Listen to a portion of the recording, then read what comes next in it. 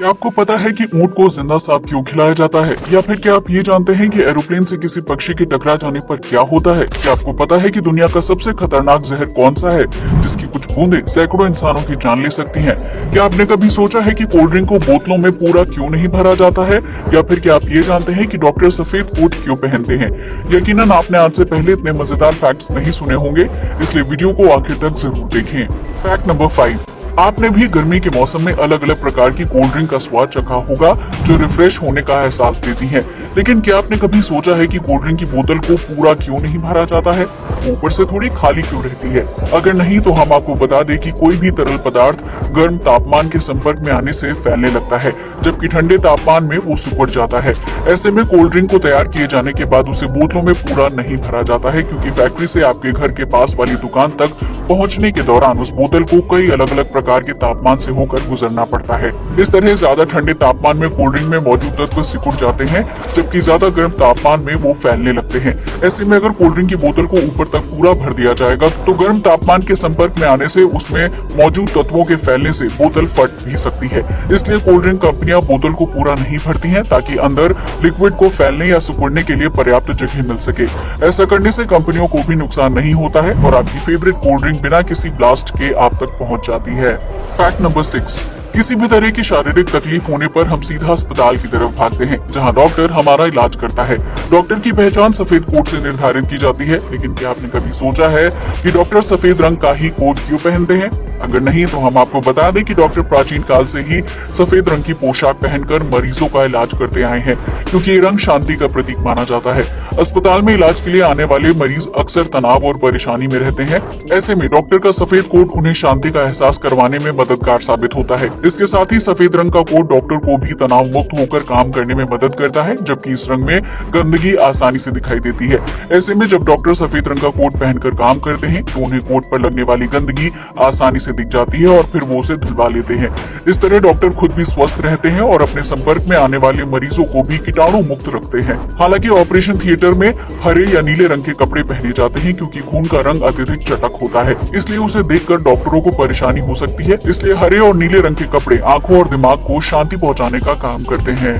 Fact number 7, आपने आज तक कई तरह के जहर के बारे में सुना होगा जिसका सेवन करने से इंसान या किसी जीव की मौत हो जाती है, लेकिन क्या आपने कभी दुनिया के सबसे खतरनाक जहर के बारे में सुना है, जिसका सिर्फ 1 ग्राम सैकड़ों लोगों को मौत की नींद सुलाने के लिए काफी है? अगर नहीं तो हम आपको बता दें कि दुनिया का सबसे खतरनाक जहर पोलोनियम 210 है, जो एक प्रकार का रेडियो एक्टिव तत्व है। इस जहर से निकलने वाली रेडिएशन इतनी खतरनाक होती है कि उसके संपर्क में आने से इंसानी शरीर के अंदरूनी अंग और डीएनए पल भर में नष्ट हो जाता है।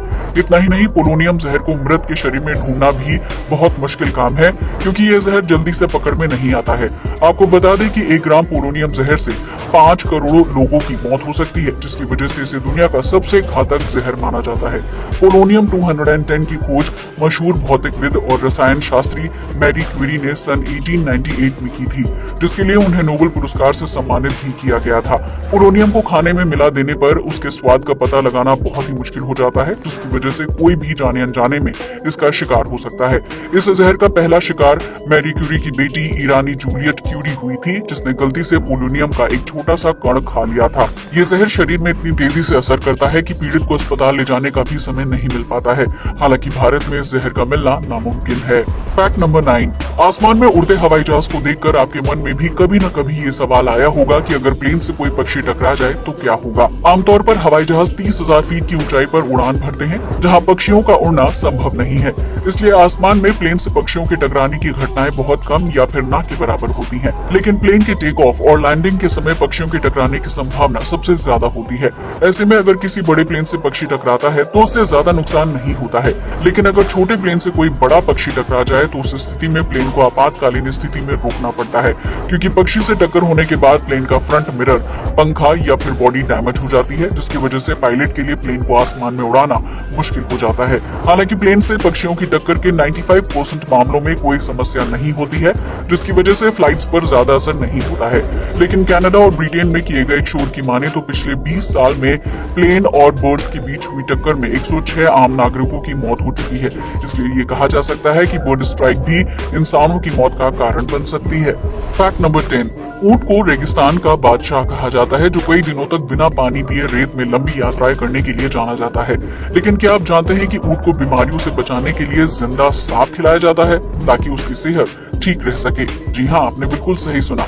दरअसल गर्म तापमान और लगातार कई दिनों की लंबी यात्रा करने की वजह से कभी कभी ऊंट का शरीर पूरी तरह से अकड़ जाता है। ऐसे में अगर समय रहते ऊंट का इलाज ना किया जाए तो उसकी मौत भी हो सकती है। रेगिस्तानी इलाके में सफर करने के दौरान अस्पताल की सुविधा मिलना बहुत ही मुश्किल होता है।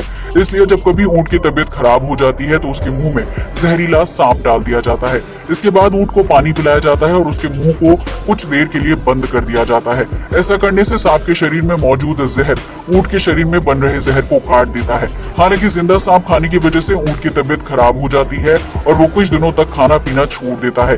लेकिन जैसे जैसे उसके शरीर में सांप के जहर का असर कम होने लगता है, ऊंट की तबीयत ठीक हो जाती है।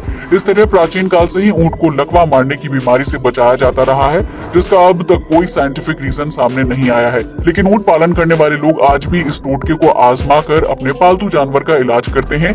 वहीं जंगली ऊंट भी तबीयत खराब होने पर खुद जहरीले सांप को निगल जाते हैं। भले ही ये फैक्ट सुनने में अटपटा लगता हो, लेकिन ऊंटों के इलाज के लिए इसे काफी कारगर माना जाता है। आज के लिए बस इतना ही। जय हिंद दोस्तों।